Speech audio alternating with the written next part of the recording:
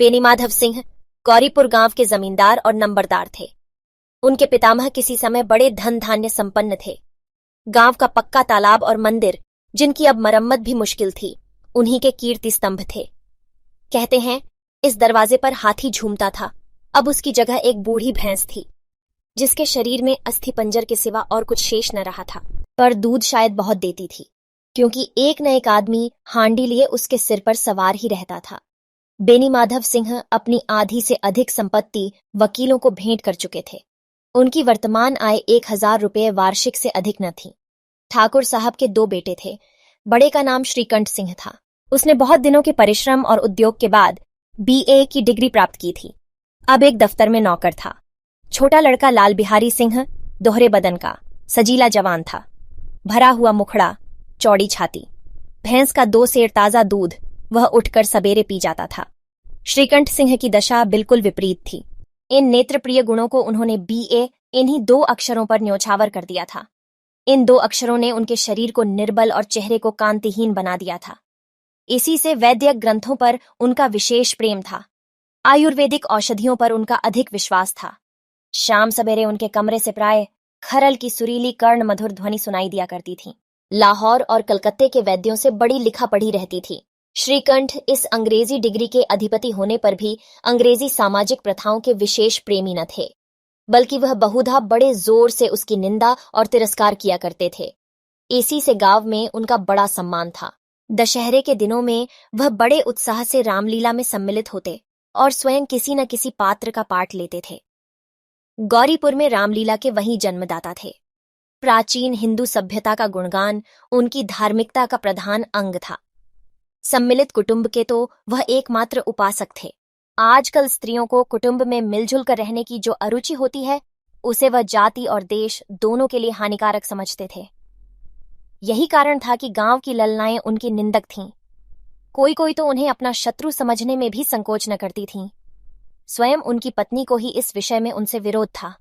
यह इसलिए नहीं कि उसे अपने सास, ससुर, देवर या जेठ आदि से घृणा थी, बल्कि उसका विचार था कि यदि बहुत कुछ सहने और तरह देने पर भी परिवार के साथ निर्वाह न हो सके, तो आए दिन की कलह से जीवन को नष्ट करने की अपेक्षा यही उत्तम है कि अपनी खिचड़ी अलग पकाई जाए।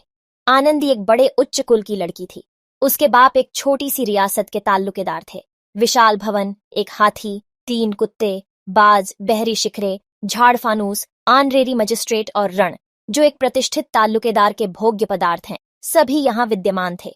नाम था भूप सिंह। बड़े उदारचित्त और प्रतिभाशाली पुरुष थे, पर दुर्भाग्य से लड़का एक भी न था। 7 लड़कियां हुईं और दैव योग से सब की सब जीवित रहीं। पहली उमंग में तो उन्होंने 3 ब्याह दिल खोल कर किए, पर 15-20 हजार रुपयों का कर्ज सिर पर हो गया तो आंखें खुलीं, हाथ समेट लिया। आनंदी चौथी लड़की थी। वह अपनी सब बहनों से अधिक रूपवती और गुणवती थी। इससे ठाकुर भूप सिंह उसे बहुत प्यार करते थे। सुंदर संतान को कदाचित उसके माता पिता भी अधिक चाहते हैं। ठाकुर साहब बड़े धर्म संकट में थे कि इसका विवाह कहाँ करें। न तो यही चाहते थे कि ऋण का बोझ बढ़े, और न यही स्वीकार था कि उसे अपने को भाग्यहीन समझना पड़े।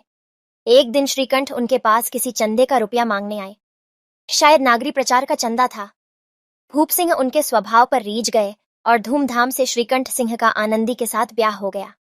आनंदी अपने नए घर में आई तो यहाँ का रंग ढंग कुछ और ही देखा। जिस टीम टाम की उसे बचपन से ही आदत पड़ी हुई थी, वह यहाँ नाम मात्र को भी न थी। हाथी घोड़ों का तो कहना ही क्या, कोई सजी हुई सुंदर बहली तक न थी।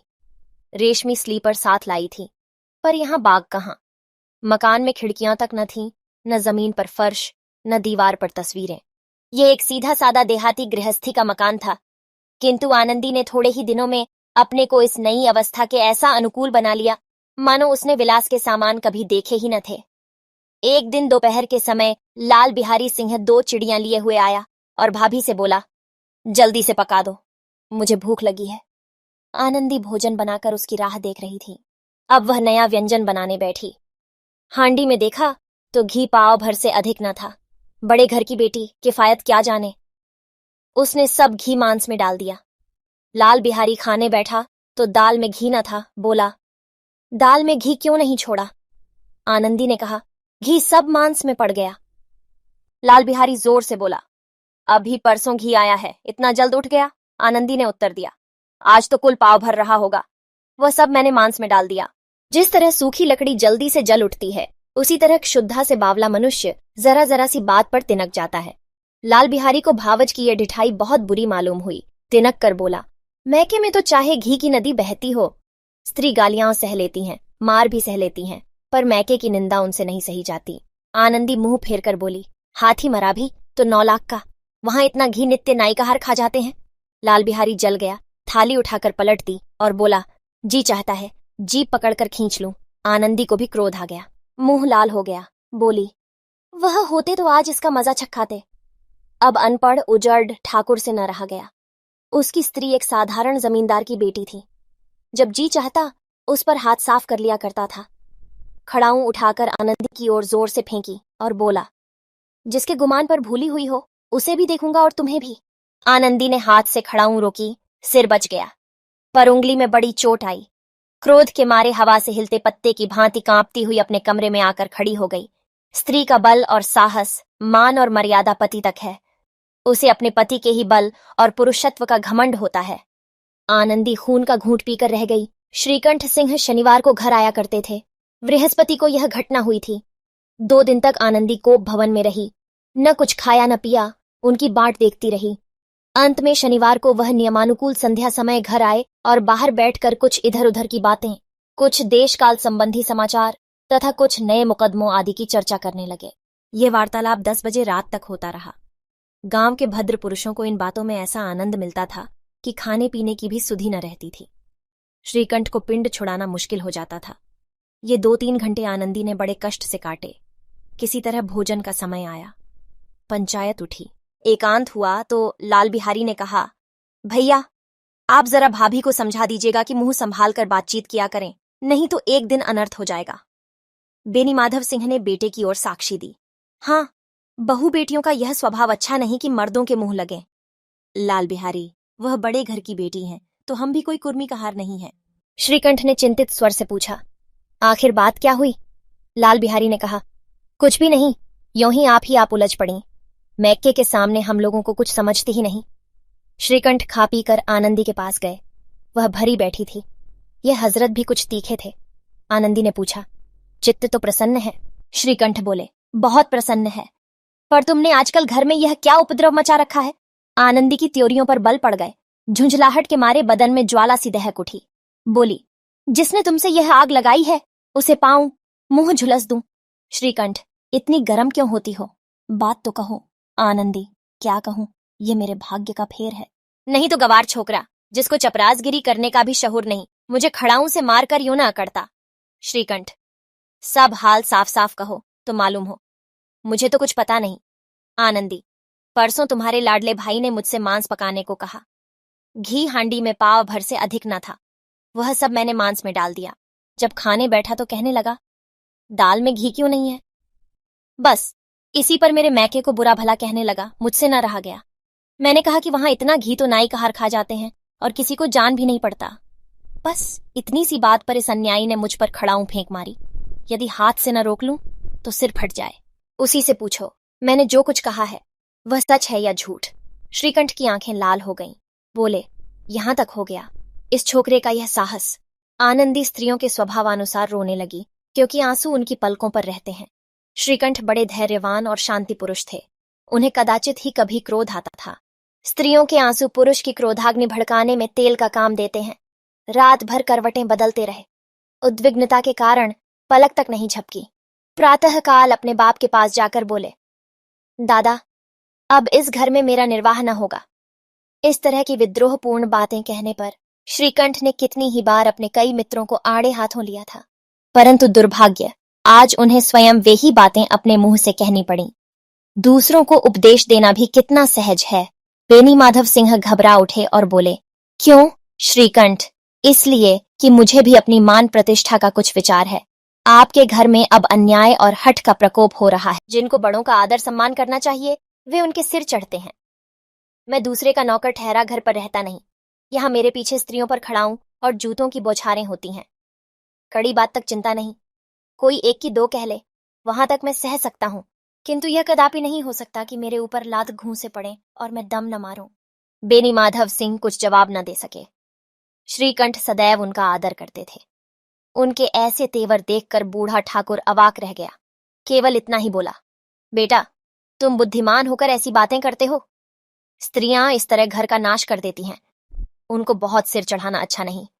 श्रीकंठ, इतना मैं जानता हूं, आपके आशीर्वाद से ऐसा मूर्ख नहीं हूं। आप स्वयं जानते हैं कि मेरे ही समझाने बुझाने से इसी गांव में कई घर संभल गए, पर जिस स्त्री की मान प्रतिष्ठा का ईश्वर के दरबार में उत्तरदाता हूं, उसके प्रति ऐसा घोर अन्याय और पशुवत व्यवहार मुझे असह्य है। आप सच मानिए, मेरे लिए यही कुछ कम नहीं है कि लाल बिहारी को कुछ दंड नहीं होता।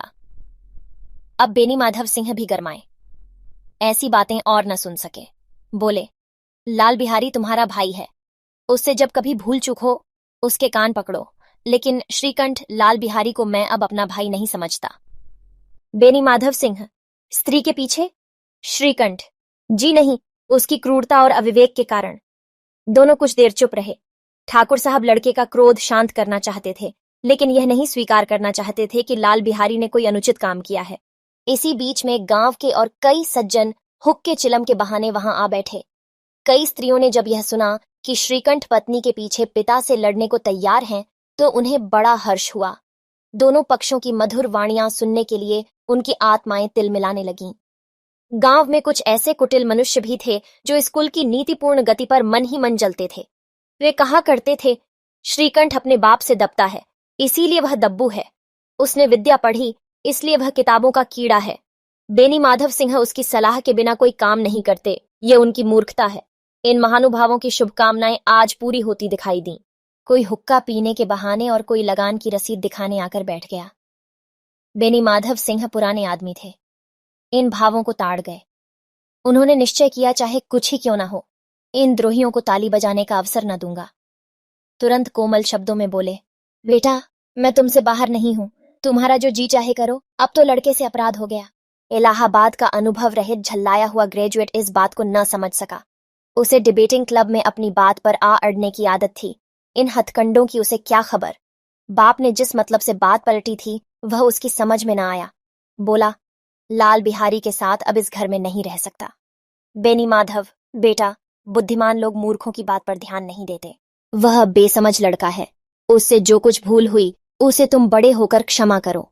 श्रीकंठ, उसकी इस दुष्टता को मैं कदापि नहीं सह सकता। या तो वही घर में रहेगा या मैं ही।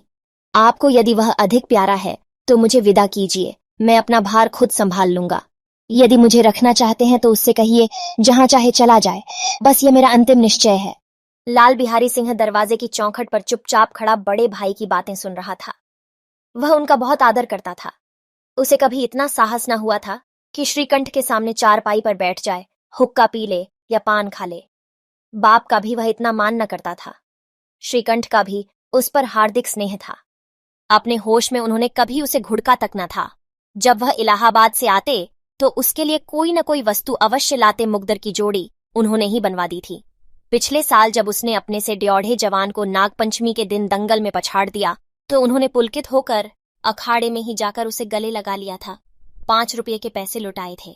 ऐसे भाई के मुंह से आज ऐसी हृदय विदारक बात सुनकर लाल बिहारी को बड़ी ग्लानि हुई। वह फूट फूट कर रोने लगा। इसमें संदेह नहीं कि अपने किए पर पछता रहा था। भाई के आने से एक दिन पहले से उसकी छाती धड़कती थी कि देखूं भैया क्या कहते हैं। मैं उनके सम्मुख कैसे जाऊंगा, उनसे कैसे बोलूंगा, मेरी आंखें उनके सामने कैसे उठेंगी। उसने समझा था कि भैया मुझे बुलाकर समझा देंगे। इस आशा के विपरीत आज उसने उन्हें निर्दयता की मूर्ति बने हुए पाया। वह मूर्ख था, परंतु उसका मन कहता था कि भैया मेरे साथ अन्याय कर रहे हैं।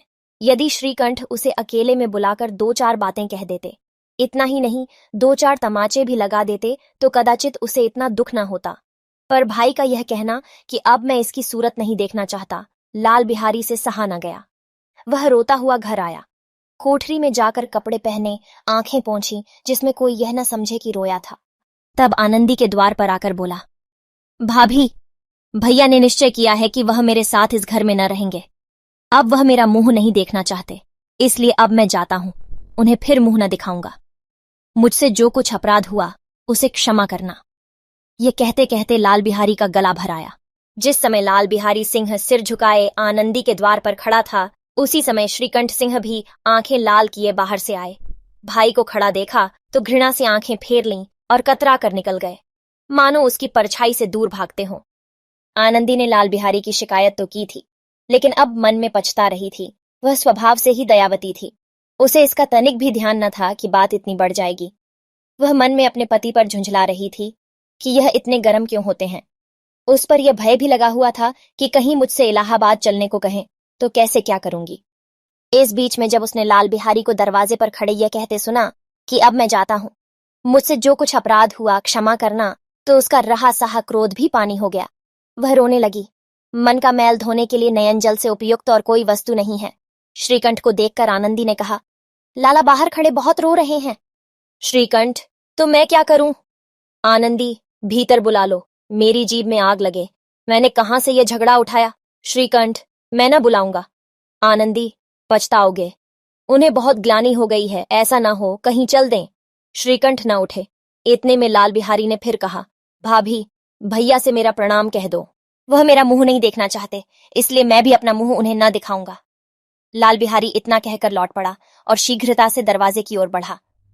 अंत में आनंदी कमरे से निकली और उसका हाथ पकड़ लिया। लाल बिहारी ने पीछे फिर कर देखा और आंखों में आंसू भरे बोला, मुझे जाने दो। आनंदी, कहाँ जाते हो? लाल बिहारी, जहां कोई मेरा मुंह न देखे। आनंदी, मैं न जाने दूंगी। लाल बिहारी, मैं तुम लोगों के साथ रहने योग्य नहीं हूं। आनंदी, तुम्हें मेरी सौगंध, अब एक पग भी आगे न बढ़ाना। लाल बिहारी, जब तक मुझे यह न मालूम हो जाए कि भैया का मन मेरी तरफ से साफ हो गया, तब तक मैं इस घर में कदापि न रहूंगा। आनंदी, मैं ईश्वर को साक्षी देकर कहती हूं कि तुम्हारी ओर से मेरे मन में तनिक भी मैल नहीं है। अब श्रीकंठ का हृदय भी पिघला। उन्होंने बाहर आकर लाल बिहारी को गले लगा लिया। दोनों भाई खूब फूट फूट कर रोए। लाल बिहारी ने सिसकते हुए कहा, भैया, आप कभी मत कहना कि तुम्हारा मुंह न देखूंगा। इसके सिवा आप जो दंड देंगे मैं सहर्ष स्वीकार करूंगा। श्रीकंठ ने कांपते हुए स्वर में कहा, लल्लू, इन बातों को बिल्कुल भूल जाओ। ईश्वर चाहेगा तो फिर ऐसा अवसर ना आवेगा। बेनी माधव सिंह बाहर से आ रहे थे। दोनों भाइयों को गले मिलते देखकर आनंद से पुलकित हो गए। बोल उठे, बड़े घर की बेटियां ऐसी ही होती हैं, बिगड़ता हुआ काम बना लेती हैं। गांव में जिसने यह वृत्तांत सुना, उसी ने इन शब्दों में आनंदी की उदारता को सराहा। बड़े घर की बेटियां ऐसी ही होती हैं। कैसी लगी आपको मुंशी प्रेमचंद की कहानी बड़े घर की बेटी? हमें जरूर बताएं कमेंट्स में। इस वीडियो को शेयर करें और हमें सब्सक्राइब करना न भूलें। आपसे जल्द मुलाकात होगी एक नई कहानी के साथ। तब तक के लिए धन्यवाद।